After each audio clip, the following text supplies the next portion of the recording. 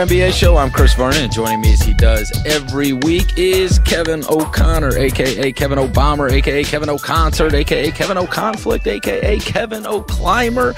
Kevin! You know, Chris, it throws me off when you say every week instead of every Tuesday. I'm still know. getting used to that, but I know. It threw a lot of people off yesterday, so shout out to everybody that reached out yesterday. Thank you for listening. Yeah, we were not on our typical Tuesday. During the off season, we are going to do Wednesdays, and as it stands right now, we are coming off the NBA draft, but immediately already have something else to look forward to.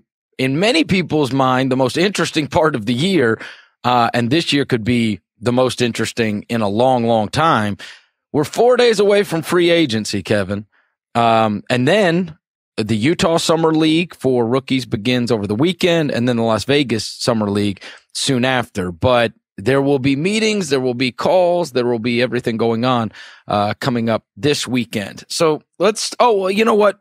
Before I get into the free agency thing, there was a bit of news that dropped last night that we do need to speak on, and that was a trade that was made by the Los Angeles Clippers. Los Angeles moved Austin Rivers, the son of Doc Rivers, for Marcin Gortat to the Washington Wizards. What do you make of it? It's a great deal for both teams. You know, the Wizards have been searching for a competent backup point guard for a couple seasons right now. They dealt with the Brandon Jennings of the world, Ty Lawson's, Trey Burke before he suddenly got good for a couple of games with the Knicks. They've dealt with a handful of guys, and now Austin Rivers, granted everybody hates him, he's a solid backup. He's at least somebody that I think can be the third guy behind John Wall and Bradley Beal, or whatever that backcourt ends up looking like in the future. It's solid for them. And then they needed to unload Gortat because of his poor relationship with John Wall. And then the Clippers, on the other side of it, Gortat is a solid center, right, to replace potentially DeAndre Jordan, assuming he either opts in for a trade or just opts out and signs elsewhere. It does sound like he's a guy that could potentially be on the move. I like it for both sides. I really do. And one other thing, Chris, for the Clippers, now, like they get rid of one guard. Now it's an easier path for their young rookies, Shai Gilgeous-Alexander and Jerome Robinson, to get playing time as rookies, because they have before the trade they had 7. Now they have 6 guards, so a little bit easier now. Let me ask you about Austin Rivers, because as you said, everybody hates the guy, and I don't know it's because went to Duke. His dad's been a long time coach, and so people feel like there's been some nepotism, whatever. His playing style is annoying. His playing style, I think that's what it is. Okay. I also think, let's say he's Austin Jones. Don't you feel that there is a different perception of him? Exactly. Yep, I do. I mean, he is hurt. If he weren't Doc's son, yes, and if he hadn't been paid that much money by the Clippers, I don't think people would care as much. I think people would have looked at his season last year, like at 25, and thought, hey, he wasn't a bust like he looked like he might have been in New Orleans. Now he looks like a solid, reserve guard, a third guard. He's certainly an 8-man rotation guy. Definitely. He can be an 8-man rotation guy for a good team. And honestly, he got paid $11 million last year. That's not the worst thing in the world. No. I mean, it's $11 million for a guy that plays. There's a lot of guys that make over $11 million that do nothing for teams. Sure, exactly. Right. All right. So obviously this affects one of the major things about free agency, which is DeAndre Jordan. Mark Stein reported yesterday that among the various options DeAndre Jordan has been weighing, according to league sources, he is opting into the final season of his contract before Friday's midnight deadline to facilitate a trade with Dallas. Very interesting, isn't it, Chris? It is. It is very interesting because, and obviously there are other teams interested, but a lot of people have thought, the first time before he was kidnapped, right? He was signed with Dallas the first time around, or was going to. So this is a second go round, and obviously, though years have passed, Mavericks still interested in DeAndre. What do you make of the whole opting into the contract to help facilitate a trade? Obviously, that's the best news for the Clippers, isn't it? I mean, the best news for the Clippers is that you would opt in to help facilitate a trade, right? Therefore, signifying you could feasibly get something back. But it feels like you'd have to throw in another team in order to get anything of real value, right? The Mavericks don't have anything that you'd want. I'm curious if the team would even be Dallas. I've reported a couple of weeks or months ago. I don't know, whenever it was. And like that they might pursue DJ, DeMarcus Cousins, Julius Randle this offseason. And it has since been mentioned that one of the guys that they could also target is Clint Capella, a restricted free agent from the Rockets. I would love to know what their preferred choice is, right? Would you rather go for the younger guy like Clint Capella, but you have less of a chance to get him because the Houston can match? Or DJ? Maybe you can get him for cheap, Chris. I think that's always possible as well. They could create the cap space depending on what else happens with their free agents to be. And some of their options are guaranteed guys under contract. I do wonder if maybe DJ is the guy to be a stopgap for them, maybe for like a 2-year deal, a short term, because he's going to be 30. Well, it's a fascinating case study, right, with him, right? Because the league has not gone his way, though players like him, especially rebounding, can still be of great value. But he has been rendered unplayable at the end of many a big game.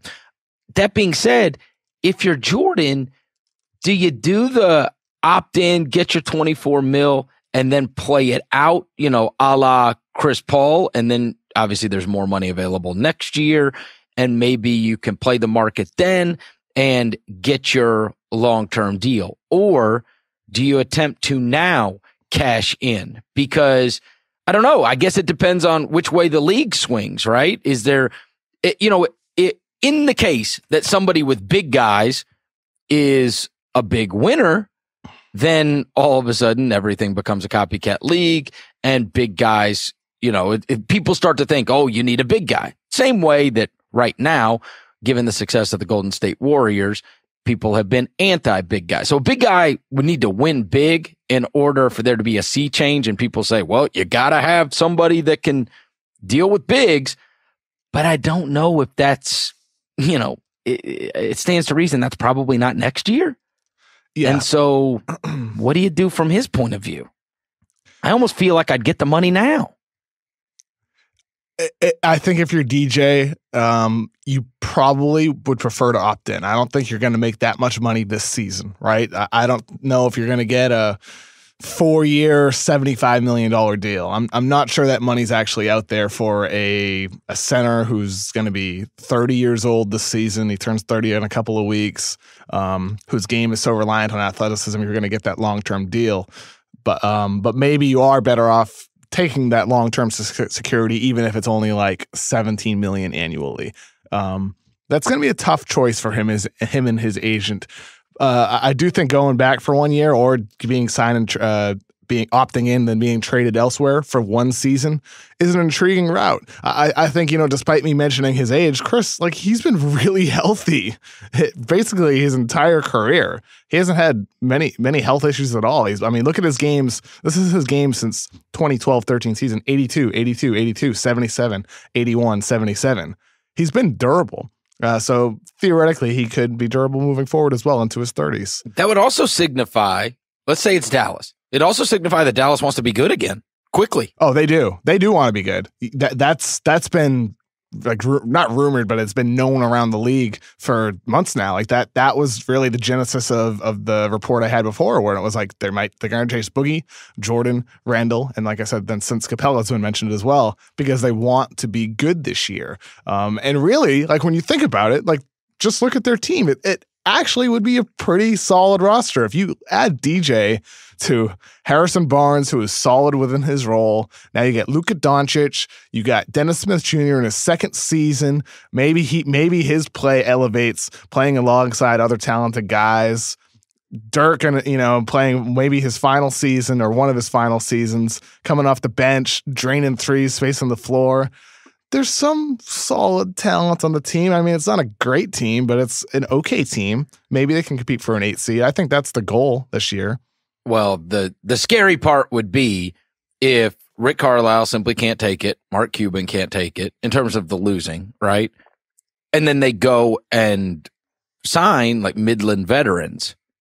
And all of a sudden you're watching at the end of games and it's not about developing the players. You're going to look up and it's a bunch of these guys that, right, you end up, you got Wes Matthews and Dirk Nowitzki and DeAndre Jordan, and then two other like veteran guys that you can trust to be in the right place, right time on defense, right? Like you're serving two masters in terms of trying to be good while still developing your players, because it is very difficult to be good with a second-year point guard and a rookie who I think most people expect will be a big minute guy for them in Luka. There is going to be some real growing pains, and there will still be growing pains for Dennis Smith. You are nowhere near, except for the very rare exceptions, most point guards are not near what they are going to become by year 2.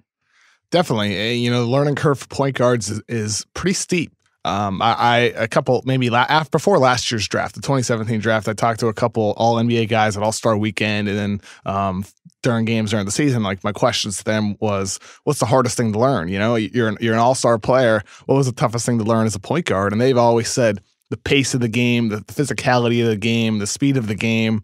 And for Dennis Smith, that's really the next step. Sometimes he plays too fast out there in the court. That's going to take time. This season, he's still only going to be 21 years old. Super, super young. But I do think playing alongside Luka Doncic, who at 6'8" is going to handle the ball, he's going to ease some of the load off of Dennis Smith and probably help facilitate his progression. But then again, Dennis Smith is still going to need to learn how to play more off ball. He's somebody who's had the ball in his hands so much for his entire life. Now playing with Luka Doncic, that's going to be an adjustment. So we'll see, man. I mean, I don't think the Dallas Mavs are going to be a playoff team, but maybe they'll be better. They might be like the 9-10 spot.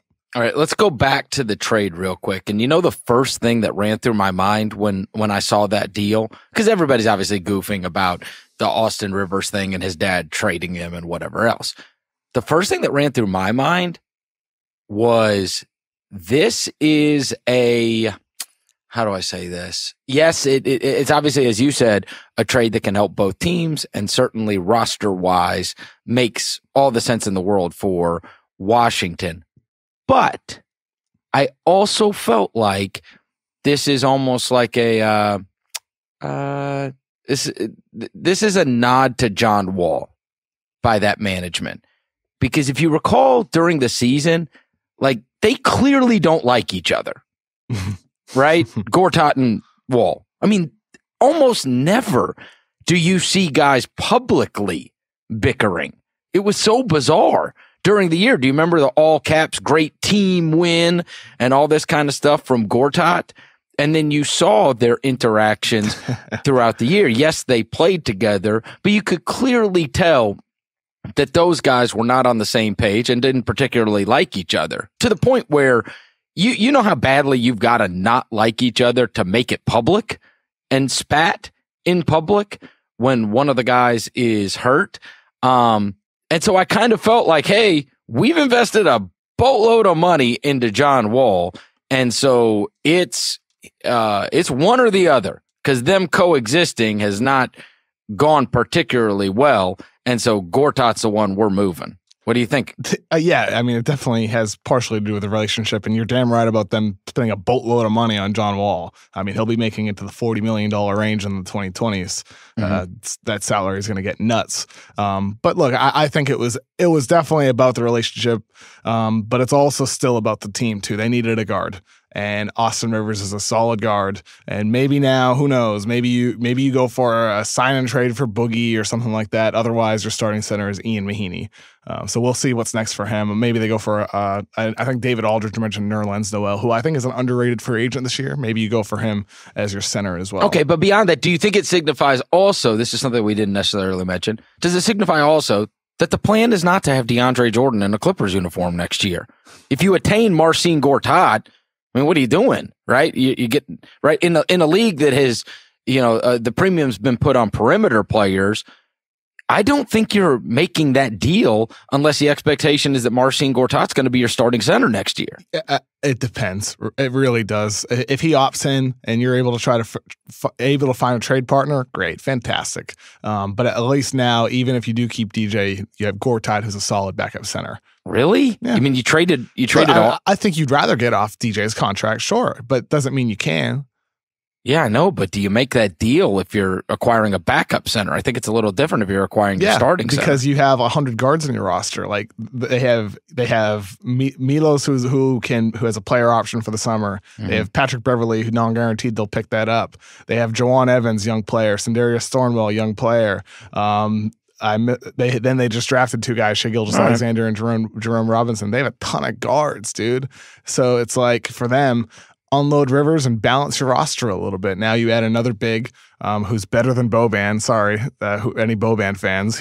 Gortat's better than him. So now you get a better balanced roster. And if you can trade DJ, fantastic, and get something good back.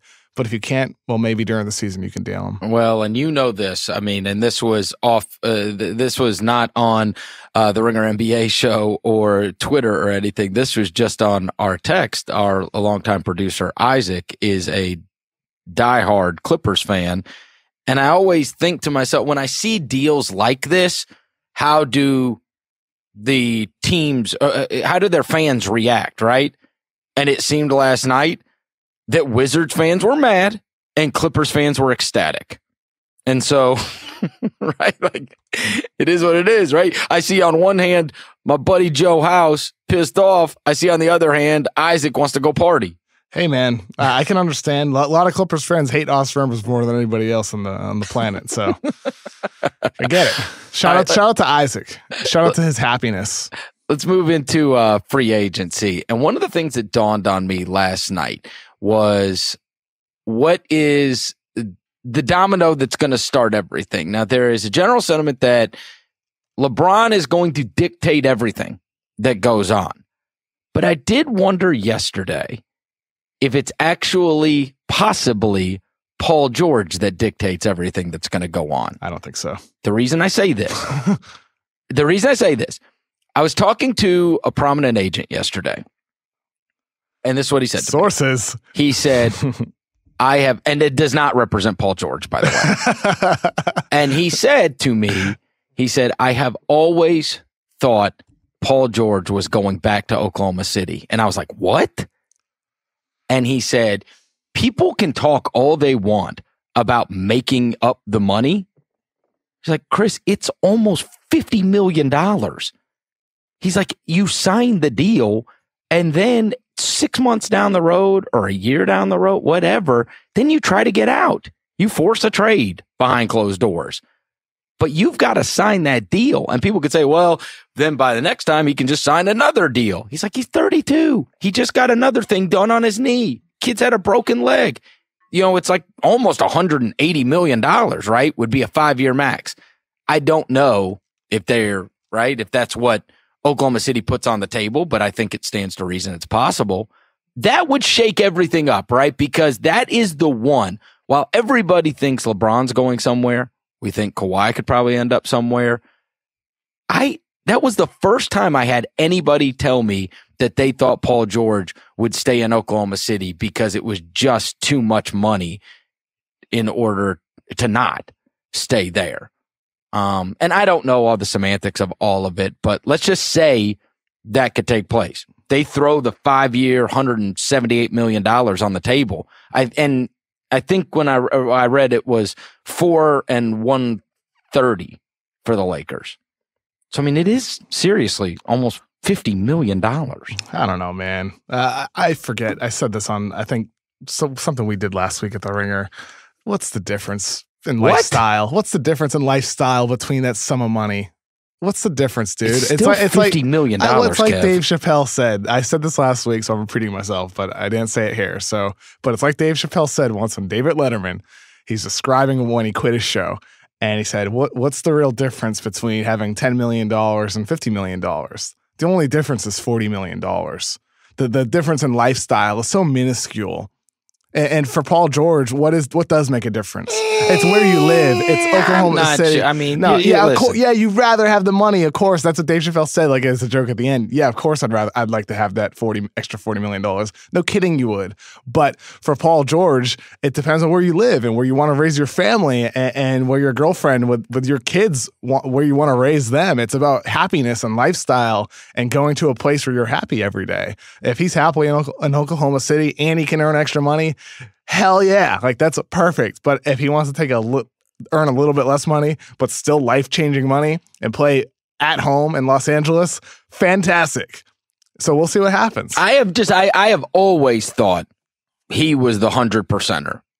Of all the other things, that he's not going to be in a Thunder uniform next year. And I still believe he won't be. But I found it fascinating that at least one agent said, I would tell him to take the contract. You're not.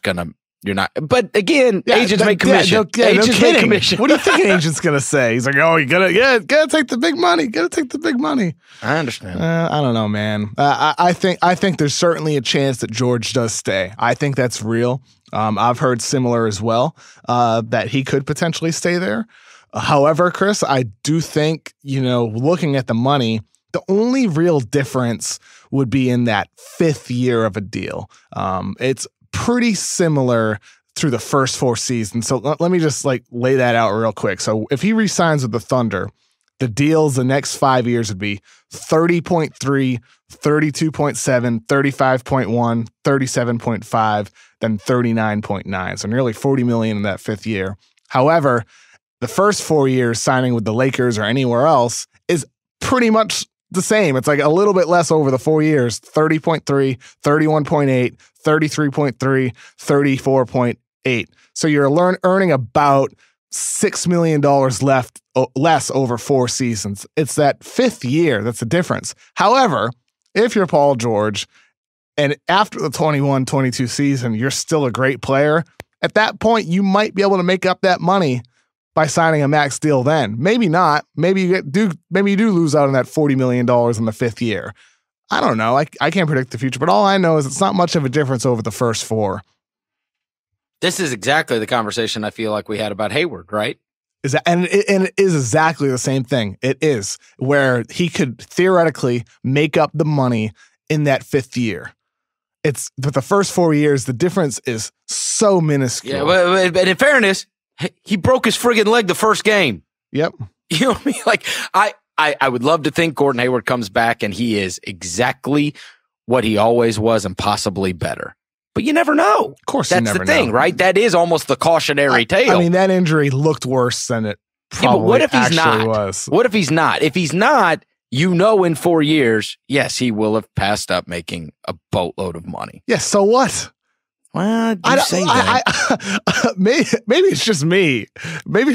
But that dude's money coming out. He made $29 million this year. He's going to make $31 million this season. He's going to make $32 million the following year. And then in his last year, he's going to make $34 million. But you're also making... What difference is the extra money going to do at the end? Here's the thing. But you are lining his great-great-great-great-grandchildren? Hold on. You're lining up that scenario. You're lining up that particular scenario saying the only reason he would do it is for the money. And that may not be so. No, I never said that. I didn't say that. I said if he wants to stay in Oklahoma City and he's happy there and that's where he wants to raise his kids and he happens to make extra money, fantastic. That's what I said. It's not just about the money. If it's just about the money, I don't know what you're playing for, dude. I really don't. Well, I mean, if it's just about the money, I think that's I think there's a whole lot of people out there that if you put one contract next to another one and one of the contracts pays you $50 million more. Yeah, no kidding. But it's nice to be able to say, what's the difference? No, but there's a big difference. I can say that, Chris. I can. Because if I had already made hundreds of $millions in my life, and I'm like, you know what? I'm at the point of my career where I want to win a championship or I want to be in a place where I can raise my kids in a great city, wherever that is. That's when you make the choice. And maybe that choice is Oklahoma City and everything else is just extra. Okay. Well, here's the thing. The reason I brought it up in the first place was, could he dictate things? Let's just say it's a possibility. Okay. And let's run through a hypothetical scenario. Sunday or Monday morning, the report comes out Paul George has signed a 5-year, $178 million extension with the Oklahoma City Thunder. You don't think that affects LeBron and therefore everything else? So I've been pretty consistently told that LeBron is just going to do what LeBron wants to do. That was said in regards to Paul George. That was said in regards to Kawhi Leonard. From people that I trust, that LeBron's just going to do whatever he wants to do. So I originally thought that, he wouldn't go to the Lakers without George either, or without another star coming there. But I do think if you're LeBron, it's worth considering this, Chris, that if you go to the Lakers, someone else is going to come soon. Like, they can retain cap space for the 2019 summer, which, by the way, if George signs a 1-and-1, he could be a free agent that summer too. Kawhi Leonard's going to be a free agent. Jimmy Butler's going to be a free agent. Klay Thompson, so on and so forth. There's a lot of guys in 2019 that might be like, you know what? I want to go join LeBron and those young guys with the Lakers. And not to mention that if LeBron just goes by himself, the Lakers still retain the ability to trade Luol Deng in packaged with Lonzo Ball or with Brandon Ingram or whatever it is to get another guy. Like, they retain flexibility to get two more stars depending on the order of operations and what happens. So I think it's still an appealing situation for LeBron, even if he goes solo just this summer. But I think George could easily end up going there anyway. Yeah, we're throwing out the hypotheticals, but let me go ahead and interject. I think both of them are going to be Lakers next year. I do. I do too. I think both of them are going to be Lakers. The question is, I think Magic Johnson says no pressure. What are the Lakers doing outside of those two? That's going to be the interesting thing, right? What does the rest of the roster look like besides those two guys? And who's the third guy, right? Every team's got at least three. That's a championship level. And so who's the third guy in that mix? I don't know. We'll see. You know what I mean? And what do they do with those young assets? Do they flip those for something else? I certainly think that's a possibility. Yeah, that's the big question here, really. With Lonzo Ball and Brandon Ingram and Kyle Kuzma and all those guys on that team, some really good young players. Do you package that player with Luol Deng's contract, $18 million this year, then $18.8 the following year before he becomes a free agent? Do you try to package one of them with Deng and try to get a third star? But you do need to dump a little bit of salary, to be clear, in order to get two max contract guys this summer. To get LeBron and George, you got to dump money. So that's got to come from somewhere. All right, Kevin, we'll get right back into free agency. But first, a word from our sponsor, Sonos. I absolutely love my Sonos system in my house. I've got two of the speakers. One of them's in my kitchen. One of them is in my bedroom. And then I've got the massive sound bar in my living room right underneath my television. And so when I'm getting ready in the morning, I can turn it on in my bedroom. They've got an app that lets me control everything that's going on in the house. So if I want something to play on all the speakers, I can. If I just want them to play in one room, I can play it on that. If I just want it to come through the TV, I can play it on that. I absolutely love this system. And I listen to music on it predominantly. Can listen to podcasts whenever I want to, and then I can just be bouncing around doing whatever I need to in the house. Or with the music, my Spotify works through it, my Apple Music. I'm a subscriber to both of the services. They both work through it, and they sync in right on the app on my Sonos, and I can control the volume and everything right from my phone, which I always have with me no matter. All Sonos speakers connect wirelessly, so it's all just hooked up through my Wi-Fi that goes throughout my house. And so sometimes I'll have it on all three speakers. Sometimes I'll just have it on one. There's a lot of times where I drive home and I'll be listening to like a podcast and I'll come inside and I'm going to eat. And so I just turn it on in my kitchen, right, where I've got one of the speakers and I can finish the podcast while I'm sitting in there. You will absolutely love Sonos, and the home theater allows you to move your TV sound to other parts of your home, and that is unbelievable during games. If I can't always see the picture, I can just turn on all the speakers while a game's going on, and then I'm listening to the broadcast no matter what room I'm in. So if I want to run into the kitchen and grab a snack, I'm still hearing the audio of what's going on no matter what room I am in. And have you heard about the newest addition to the Sonos home sound system, Sonos Beam? is the smart compact soundbar for your TV.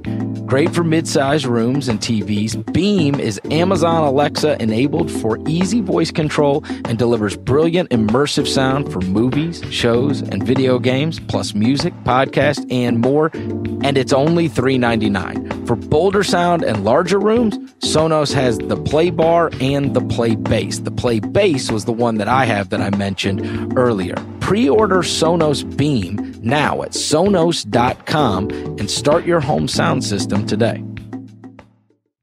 Let's bring up another team, which is one that you recently wrote about, and the title of the article was How the Sixers Can Have Their Cake and Eat It Too. All right, walk me through this. It's basically just a salary cap exercise. Here's what the Sixers would have to do to get LeBron James and Kawhi Leonard. And the conclusion is this. The price would be super, super steep. Super, super steep. I saw someone tweeted like 10 hours ago or something last night with like how much of an overpay the deal proposed in there would be for Kawhi Leonard, which was, by the way, Foltz, Saric, Covington, their rookie Zaire Smith, and then the Miami pick from 2021 to get Kawhi. And it's like, that deal's stupid for the Sixers. It's like, yeah, the point is that's what they would need to give up in order to clear the salary cap space to also sign LeBron James. That's what you would have to do to make that happen. And it's a steep price to pay, man. But I do think it's intriguing nonetheless because it's actually possible. It's fascinating that they actually could pull it off if they wanted to. I don't think the Spurs are going to get that much for Kawhi, but maybe they would if that's what Philadelphia wanted to do. Speaking of one of the names that you interjected, which was Marquel Foltz, what about the Hanlon quotes? Hanlon, this was his quote, described Foltz's problem as, quote, one of the most documented cases of any of kind of the yips of basketball in recent years, where he completely forgot how to shoot and he had multiple hitches in his shot. Extremely strange because on one hand, Philadelphia throughout the year was telling us it's the shoulder. Yeah. And now it was a guy that was working with him daily and is still working with him saying, basically, this wasn't the shoulder issue is not the shot issue. Right. And so you're kind of working on two tracks here, where you have this frustrating shoulder injury that never seemed to go away. And now we do have some kind of clarity on at least the guy saying the guy just basically forgot how to shoot. He completely forgot how to shoot a basketball, which is obviously extremely distressing. And I was trying to find this out. It appears as if he is not going to play in Summer League. They're not going to have him out there? I wouldn't put him out there. You wouldn't? They made a mistake putting him out there during the season, at the beginning of the season, that is. They should have done that either. Because it's the yips. It's always been, he did have a shoulder injury, and then from the shoulder injury, the yips came. It's no different than the story of New York Mets catcher Mackie Sasser. Mackie Sasser, and then he was a catcher for the Mets in the 90s, and he suffered an ankle injury. And from that ankle injury, he had a hard time throwing the ball back to the mound to the pitcher. And over time, as his ankles healed and as they got better, he still continued to develop a hitch where he would pat the ball in his glove before throwing it back. And that problem got worse where he almost had a pump fake throwing back. And then it got even worse than that where he couldn't even throw it accurately. But what could he do? What he could do, Chris, he could pick off runners at second base. He could throw the ball easily around the infield, no problem at all. But throwing the ball back to the pitcher was something that he had a hard time doing. And the problem never got solved and his career flamed out. And then it's very similar to Marquel Foltz. Maybe he had a shoulder injury, and then from there, the yips developed. And it's solvable. Guys have gotten over it before. There are success stories across sports, and he's working with a great trainer, Drew Hanlon, to help that problem. And I think exposing him in Summer League, a pretty pointless for him. We already know he can do everything else out there on the court, as he showed later in the season. It's pointless for him. Just let him focus on a shot the whole summer and get that fixed entering training camp and preseason. And then the season, hopefully he's good by then. Yeah, it's hopefully be tough, he can get it worked out. You know, you bring up the Mackie Sasser thing. I covered a kid like this years ago, and it was Rick Ankiel, who played for the St. Louis Cardinals. Yeah, another one. And then he came down to Memphis and was playing for the AAA team. And of course, there's a story way back when, and Tony La Russa, there's a book, I believe Buzz Bissinger wrote it, the 3 Nights in August book is the name of it. But he tells this story, I believe that's the book. He tells this story about how in the playoffs, they were playing against, I think it was the Mets, and rolled him out there. And Mike Matheny, who interestingly enough is now the manager of the St. Louis Cardinals, he had cut his hand in like a kitchen accident, right, with a knife. So he was out. And so the backup catcher was having to be playing, and it happened in a game, and he just missed the plate completely. And one of the things that he's not blaming Mike Matheny, but La Russa said there was this moment where it took place, and if we would have had, like, Mike would have been able to he said, I've always believed he would have been able to get there and calm him down and get him back right, in the moment that it takes place. But it didn't happen. And then the kid lost it. And then, of course, he came back out again. So then they worked on him.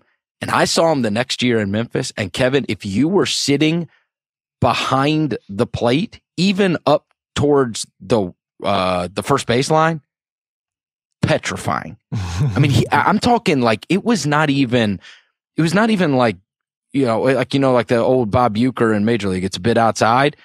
Like, it wasn't even close. It wasn't even close. I've never seen anything like it in my life. And when this guy was in it, people were talking about like Sandy Koufax with this guy. He was as good a pitcher as I have ever seen in person, because he could throw it on the black with his fastball, and then he could just, buckle your knees completely with a curveball. And, it never came back. And he ended up, he's such a great athlete that he ended up becoming an outstanding outfielder and a pretty good hitter for the Cardinals. And that was the weirdest thing. He could gun people out from the outfield, but he was never able to pitch again. And I don't know. It's obviously something that's going on between your ears. And so here's hoping. Because when you listen to like Hanlon, this was the rest of the quote. We've been working hard every day, working on rewiring his body and getting a kind of a smooth stroke back into his shot. We're way ahead of pace where I thought we were going to be. And I thought it was going to take me at least 6 weeks before we had kind of a serviceable jump shot. And we're already starting to shoot with a jump in week 2. So he's obviously saying there's promising things going on, but I was like, good grief. 6 weeks until the trainer thinks that you would have a serviceable jump shot. Like, this is a total, like, starting from scratch. And it is the most mystifying thing, right? This kid has been awesome at basketball for the last 10 years. It was starting from scratch. I saw him work out the day I was there to see Mo Bamba, and they basically started like 3 feet away from the rim. Wow. And then 5 feet away from the rim, and then 7 feet, then from the free throw line. And that was it. Like, that was the workout. I really cannot remember. I can't remember anything like that, honestly. But that's what you got to do. Like, to solve a problem, you need to know what the problem is. And if, the whole season, that's what I never understood with them putting them out. I thought it was very clearly the yips early on. All indications were, everything that was said, every quote about, his arm feels fine when he lifts it to pass the ball. It's similar to, like you said, with Ankiel, with like, throwing down runners, or like I said for Sasser, with like picking off runners at first or throwing the ball at second base, but he couldn't get the ball back to the mound. And for Foltz, it's like, look, man, all the symptoms were there. And to address that problem, you need to understand it. And I think it's about resetting and relearning. Yeah. It's not something you work through. It's something you need to relearn. And hopefully for Foltz, it's not more than that. Hopefully this solves the issue, because it could be more than that too. Okay, so now in a long way, I'm going to round about to what you were saying. He has no trade value right now. I think he does. I disagree. He does. No way. He does. You can't know until until you're sure that he can shoot. Yeah. That's the funny thing about like people saying the Kawhi deal's way too much. It's like, we don't really know what Foltz's value is right now. I think he has value. But then again, it's like you just got to wait. Listen, you wouldn't have traded for Rick Ankiel as a pitcher after those playoffs. I promise you. Oh, I know. He was horrific. Right. He was horrible. So you gotta wait. And then with Foltz, I do think a consideration that needs to come into play is that if things don't work out, like if like his shot never comes back and it's like always a disaster, and in the 21-22 season, he's going to be making $15.9 million. and that could be dead weight if the shot isn't there. But I do have faith that the shot can get solved with Drew Hanlon. But we'll see, dude. I'm not super optimistic about it, but I feel more optimistic than I did at the end of the season where we didn't know what he was going to be doing. Okay, earlier when you were talking, you mentioned a Lakers quote about Magic Johnson, right? And was talking basically that this was not that he would resign if they don't solve this roster, become a contender after 2 summers. Yeah, he said right, saying it won't be a failure if the Lakers do not land a max free agent this July. Magic Johnson set a timeline for his rebuild, saying he will step away if he can't deliver by next summer. Do you think that is a quote that signifies Magic Johnson knows he may not end up? The expectations are now so ludicrous, right?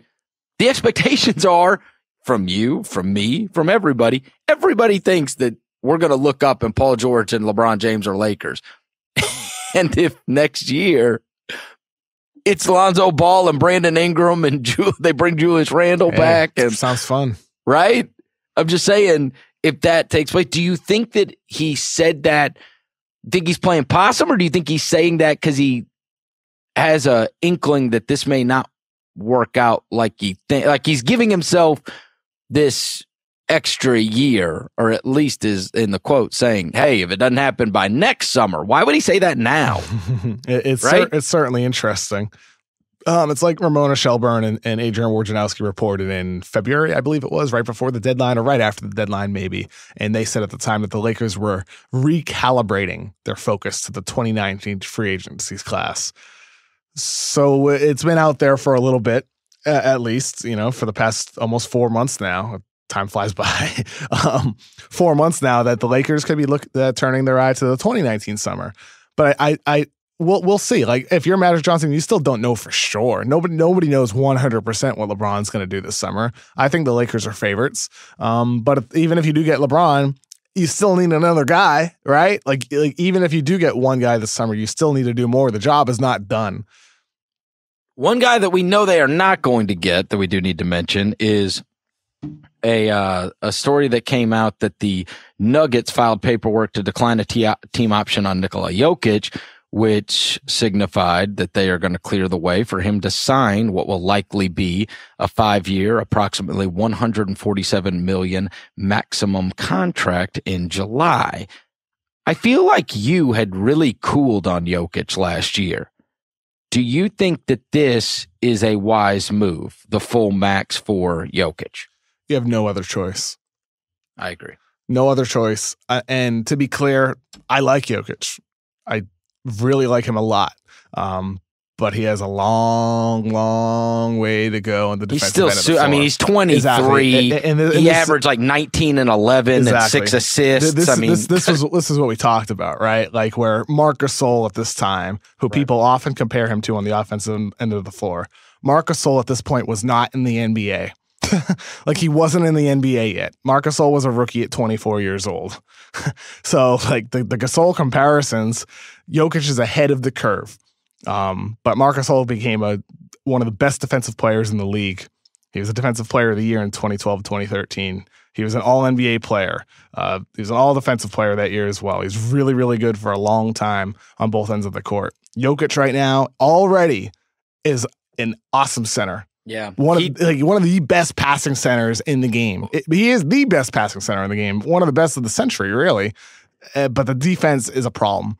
And that needs to get better over time. That's my only hang up with him. Yeah. Mike Miller, who was actually on the Ringer NBA show, I guess it was a year or two ago now with me, played with Pau Gasol in Memphis, played with Marc Gasol in Memphis, and he played with Jokic in Denver.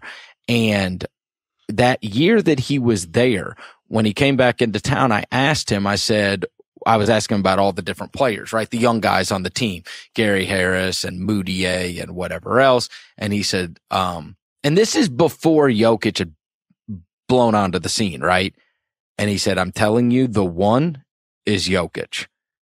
And this is before he became like everybody knew about Jokic. He said, I'm telling you, the one's Jokic. He said, I played with Mark and I played with Powell, and this kid is better than them at his age. He can possibly be like 5 to 10 time All-Star. He's that good. And I was like, what? And sure, I mean, listen, he knows talent, right? God, Mike Miller's been around. He had a 15-year career and was a very good player and played with all manner of great players. But he was all in on Jokic, and interestingly enough, used that same comparison you did. And I think it is hard to remember. I mean, Marc Gasol wasn't, this kid's 23. He is 23 right now. So what does he look like? I mean, you're getting him from years 23 to 28. Yeah. I agree with you. It's obviously the price is high on anybody that's really good. The price is high, but this a 100% no brainer to me. It's funny with Jokic, right?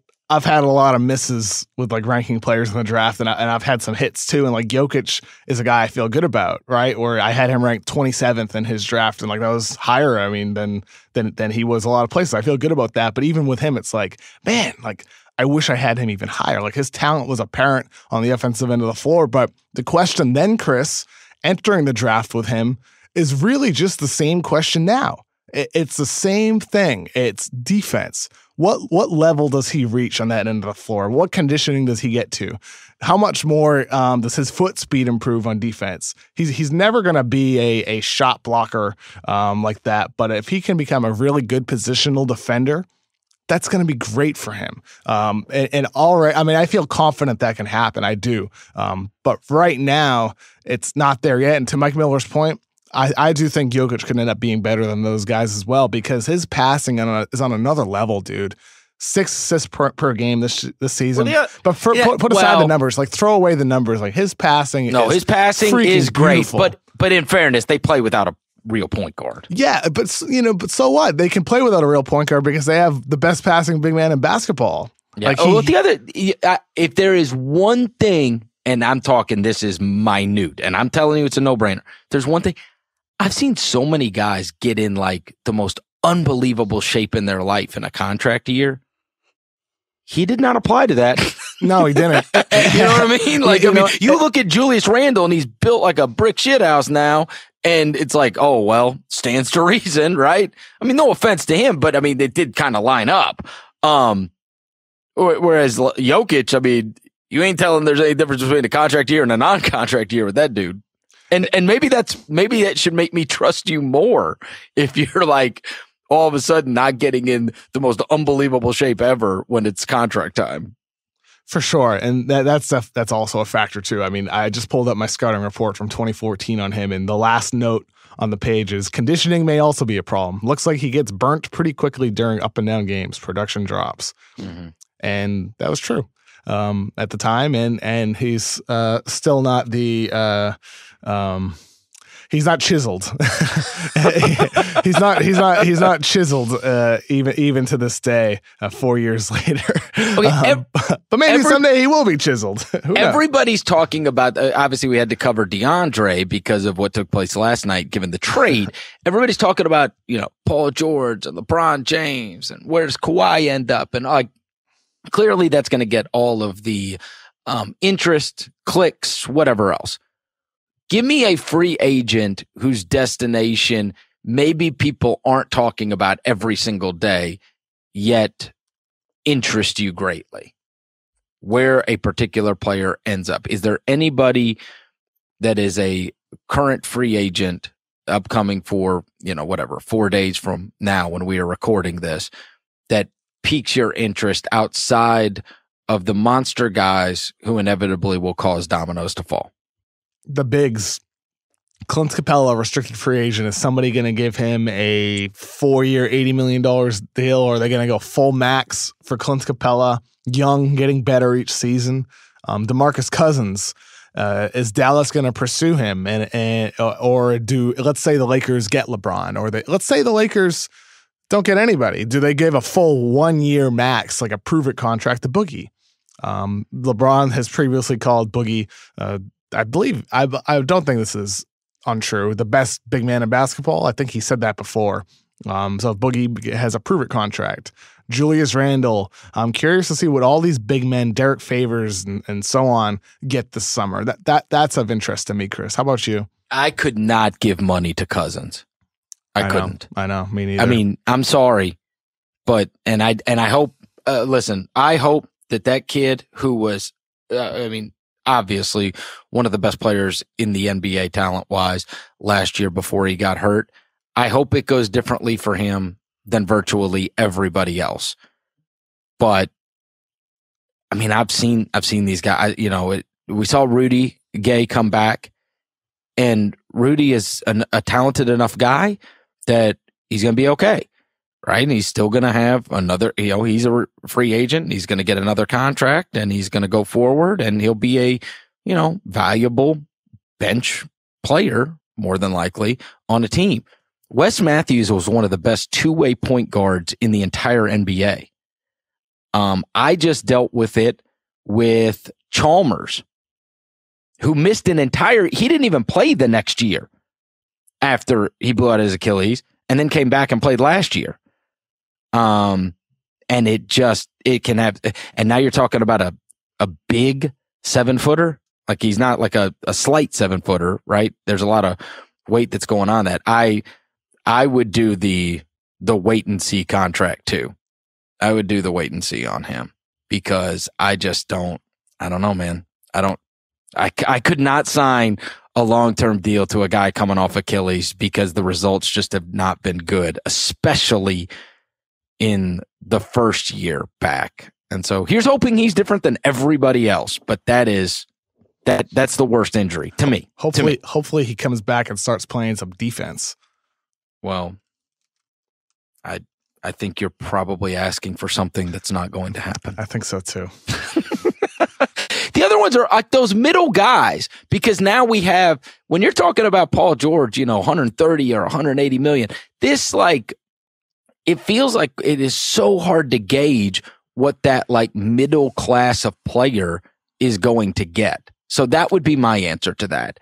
I talk to people all the time about what they think this guy's going to get, or who gets more, this guy or this guy.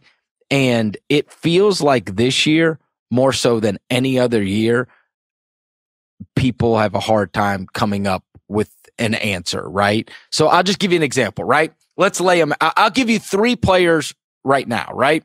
And I say, okay, we're going to go play the open market with these kind of Midland free agents. They're not all-stars. They're not max guys, but they're certainly nowhere near lowly paid players, okay? Will Barton, Avery Bradley, Tyreek Evans. Will Barton Gets the most? Yeah, I think so. Maybe. Yeah, Will Barton. You know who Bradley kind of feels like to me? He kind of feels like Eric Gordon to me right now. Eric Gordon was perpetually injured, and that was what was saddled around his neck. And even when he signed with Houston, people thought this might be a little bit of a risk, and obviously has been gangbusters the last 2 years. He's just been awesome. Man of the year. Then this guy can play at an all-star caliber levels many times, but he was perpetually injured. And Avery was decently durable prior to the last 2 years. And then obviously last year, leaving Boston, Detroit, and then the Clippers, his value went down dramatically, I would think. I think he's going to sign like a 1 year with an option, prove it contract, don't you? Yeah, I do. Because he's in that mode right now. Sure. With Avery Bradley, I've always felt, when with Boston especially, right, when he had to play more of an elevated role with some of their teams that weren't as good in 13 and 14 after KG and Paul Pierce were traded. that's not the best role suited for him. He's best in a role where he's like spotting up, from the wing, from the corner, and really grinding on defense. That's when he's at his best, not when you're putting the ball in his hands and running him through screens and dribble handoffs and all that. That's not Avery Bradley at his best. So for any team interested in signing him, I think you need to think about the role that you're going to put him in. And he's better with a minimized role where he's maximizing on his defense. Whereas Will Barton, he's an intriguing, weird player. He can pass the ball. He can score. He can have big scoring games for you. He's a better scorer than Avery Bradley. But granted, Avery's a superior defender. I think it's going to be close between them in terms of the money they earn. I guess I can see Avery earning more because of his defensive ability in addition to his shooting.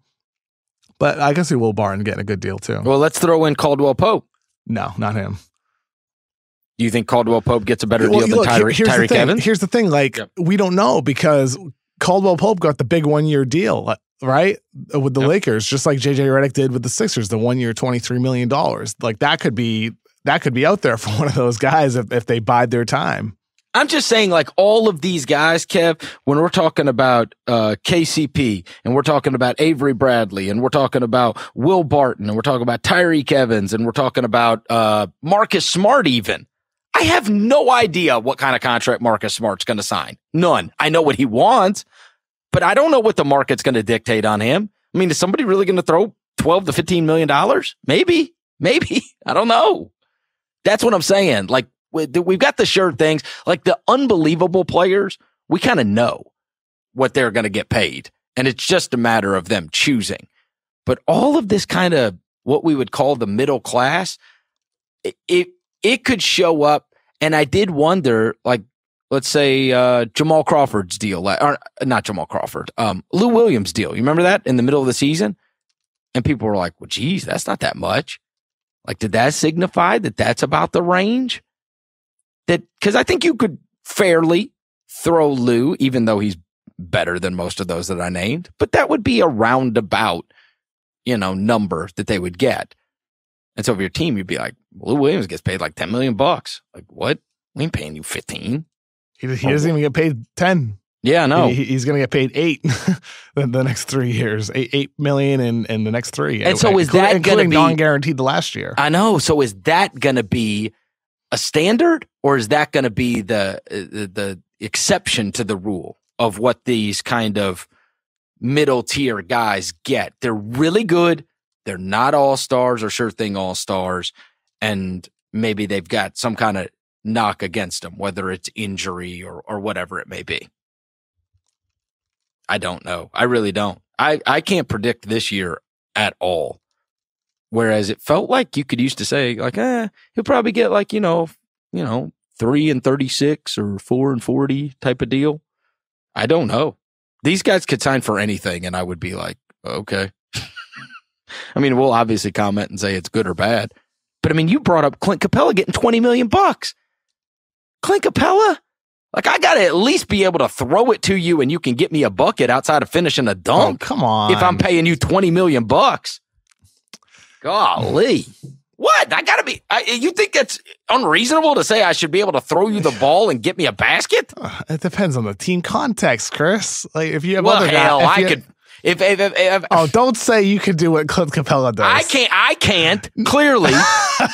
But I'm saying you are in a great situation. I know, he's in the perfect situation. In terms of being able to finish lobs off of pick and rolls from two of the greatest pick and roll players to ever walk God's green earth. Yeah, but he's 24 years old. And he's a really, really good defensive player, a really good rebounder. He's gotten better as a passer over the years. It doesn't show in the numbers because he never touches the ball unless it's a dunk.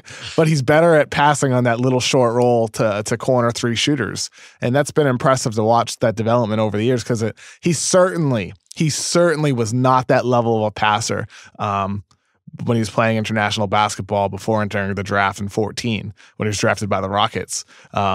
He's gotten better, man, and he gets better each year. His conditioning has improved, too. He's able to play more minutes and sustain his level of play for a longer period of time. If you're a team that's drafting him, you're drafting him to be, your big rim-running center that just forces defenders to collapse into the paint when he's rolling down the lane, and he can anchor your defense. That's what you're getting him for, not to throw him the ball and say, get me a bucket.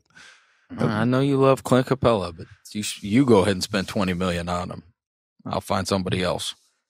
I have already, and this is the last thing I'm going to say today on the show. I need you to pull out your planner or whatever you do. How do you make your plan? Do you put it? Are you a planned guy? Do you have stuff in? Do you have like a planner, or do you put it in your phone, or what? A new story just dropped by Adrian Wojnarowski, Brian Windhorst, and Ramona Shelburne. Oh, I love this breaking news in the middle of the show. Yes. Woo. It appears as if, and this was obviously, I mean, you're talking about a murderer's row of reporters on this from every angle with Adrian Ramona Windhorst. And the idea is that there have been 4 teams, the Celtics, the Cavs, the Sixers, and the Clippers, it looks like. I've talked to the Spurs about a possible deal. What else particularly interesting is we are skimming through this on the run. Sounds like LeBron is hesitant in order to make a decision on this. I would imagine, listen, this is perfect because you get it from the LeBron side too. Lord knows Windhorst has covered LeBron since he was a fetus. So if anybody would know, he would know. So I guess this kind of so the Lakers, it says that the Lakers are feeling a little bit of pressure maybe to deal for Kawhi, because if I'm reading this right, that Paul George, which we referenced earlier in the show, that may not be a sure thing. Therefore, if you are going to be able to convince LeBron to come there, that you need to get another star some way, somehow.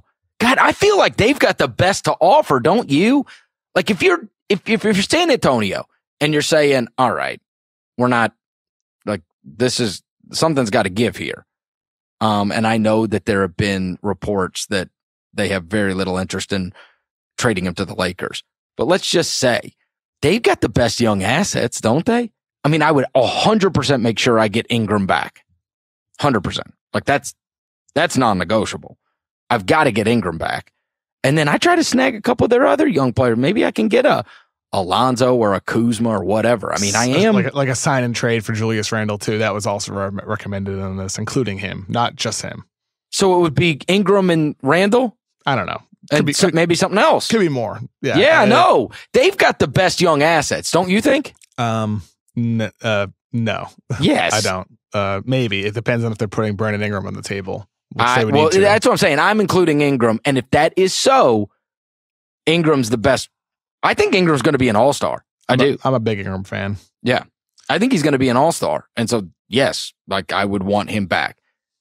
And Lord knows the Spurs have done a great job at developing talent. I mean, I'd love to see Ingram go through their system and, become whatever he is going to become. But I'm a big fan of his. What are the Cavs? What do they have? Kevin? I mean, they got nothing else besides Kevin Love. Yeah, I mean, that's kind of the problem for them. Yeah. Interesting. Trade. Interesting little note in here is it says that the Lakers have been searching for another first-round pick as a sweetener in a deal. And it also does mention, obviously over the past few weeks, people have been saying that the Spurs won't trade Kawhi within the Western Conference. It does mention here that the Spurs haven't ruled that out. And that, I think, in my opinion, that is extremely smart. You can't worry about where the guy's going, where you're trading him to. You need to worry about what you're getting back. You need to take the best deal, whether that player is going within the Western Conference or out to the East. If you're just getting breadcrumbs from Eastern Conference teams, like if the Celtics aren't even putting Jaylen Brown on the table, if the Sixers aren't willing to give Foltz or Zaire Smith, right? I mean, like if they're being really cheap, you got to take the best deal. And the more teams that are bidding for Kawhi Leonard, the more leverage you have. Okay, so what would you be, if you're Danny Ainge, would you be willing to give up, and let me just recite the names, would you personally, Kevin, be willing to give up Jaylen Brown? Just a yes or no? If you're getting assurances that he re-signs long-term, and if you're not if you're not getting those reassurances, no. The expectation is yes, you're getting the Chris Paul wink, we're good. I mean, it's got to be a pretty strong wink. And same thing for Philadelphia as well. Like we talked about earlier, Chris, I wouldn't do that deal that I mentioned in there unless you're going to re-sign Kawhi. You're not going to do that. But if you're the Lakers, you can feel good about it. Yep. How about Hayward, Kyrie? Either one? If you're going to same answer. Okay. So Tatum would be your only one you wouldn't move. Is that fair? Yeah, he's untradeable. On their entire roster? Yeah, he's untradeable. Yeah, pretty much. Okay. Everything other than Tatum, you would be willing to move. If you're getting... That's what I'm saying. With the assurance that you would be able to lock Kawhi up long term. And that like your doctors are able to check him and that God, he's I'd healthy. be scared to give up Jalen. There's a lot of hurdles to jump through with Kawhi. You need to make sure that he's healthy. You need to make sure that he's going to resign. You need to make sure that, his Uncle Dennis isn't gonna turn into LeVar Ball. Yep. There's a handful of things you need to get through, checkpoints to make sure that you actually want this. I think it's a tougher question to answer for these Eastern Conference teams than it is for the Lakers or the Clippers, for that matter, because they know he wants to be in LA. That's where he wants to be. It's not. Well, tough. Here's the thing: Celtics and the Lakers, they got they got great players that I could get back. The rest of them don't. They don't. I mean, the Sixers, it's young talent for sure, right? That Sixers package is pretty good, Chris. It is pretty good. But the thing is like that's still unrealistic. Yeah, I don't think you're going to get that if you're the Spurs. Yeah, I don't care about what the Cavs have to give. And I mean, what the hell do I want off the Clippers? Seriously, yeah, nothing. Are you going to give me Danilo Gallinari? Thanks. One other note in here: it says the Cavs have been trying to get salary cap clearing possibilities so they can be aggressive in free agency. But they've been, quote, stymied in attempts to meet or discuss scenarios with James. Wow. And that's no surprise because James has, made it clear before. It's been reported that James wasn't going to, communicate free agent plans or draft plans or anything like that. Fascinating. It'll be interesting to see what, I mean, the most interesting thing to me on that is that the domino. And this is why I started the show by talking about the Paul George thing. If it is so, I know you had said at the beginning that, the word was LeBron's going to do whatever LeBron's going to do. The Lakers don't feel that way. They don't. Clearly. I mean, the report says they don't. They think they've got to get a star. Like that's the way they're going to be able to attain him. And save that, he might just not do whatever he wants to do. I mean, hell, he signs 1-year deals. It's not like he couldn't do it next year if he wanted to, right? Of course, I know. Right? I know. I mean, he signs 1-year deals, so we could just be doing this a year from now. But that's almost, to my point. Like, if he wants to sign a 1-1 with Cleveland, he can. And then it's like, hey, LA, maybe next year. Fair enough. All right, before we got interrupted by amazing news, I asked you, do you have like a planner? Do you put things in your phone? Is it on your email? Are you a planner guy? Yeah, sometimes I'm especially this summer, I want to try to start building better habits. Like I want to insert time in my day to read, time in my day to meet people and actually make friends in Los Angeles. But where do you do you write it down? It depends. Sometimes I'll put a little note in my phone. Sometimes I'll use Google Calendar. Okay, perfect. I've got something for Google Calendar or the note in your phone. Okay. It is. So I'm going to ask, and hopefully I've told you enough in advance, for you to do this. Okay. Oh, and time to work out too. I need to start integrating time for that. Sorry. I need you to write this down, Kevin, okay. In your note, in your Google Calendar, everywhere. Right. Okay. Need you to write down on Saturday, July 7th, 4:30 p.m. You and I have acquired tickets to sit front row at the Thomas and Mack Center to watch Marvin Bagley obliterate DeAndre Jordan. Oh, hell yeah. I love it. Let's go. Let's go, baby. So mark it down. Yeah. I am going to make sure that you have a seat right next to me. Let's do it. Saturday, July 7th, the Thomas and Mack Center in Las Vegas, Nevada at 4:30 p.m. where Marvin Bagley versus DeAndre Gaytan takes place for the first time. Let's go. Can't wait. Go Suns. Yeah, you should wear a Sun shirt. Wear a Sun shirt to the game. We'll be watching there. We'll have to do something from there for absolutely our listeners. But yeah, I saw that on the Summer League schedule and I lit up and I said, if there is one thing I need, it's the second day of Summer League on Saturday at 4:30. I'm going to tell Kevin, make sure he blocks off everything in his calendar for a couple of hours because DeAndre Ayton plays against Marvin Bagley at 4:30 on July 7th. I love it. Let's do it. It's going to be a good time. All right, Kevin. I'll catch up with you next week. And by next week, the whole damn NBA may have changed. Oh, my goodness. I'm so excited, Chris. Me too. Thanks for listening to another Ringer NBA show. If you dig what you're hearing, go give us a rating and review on iTunes, and we will talk to you next week.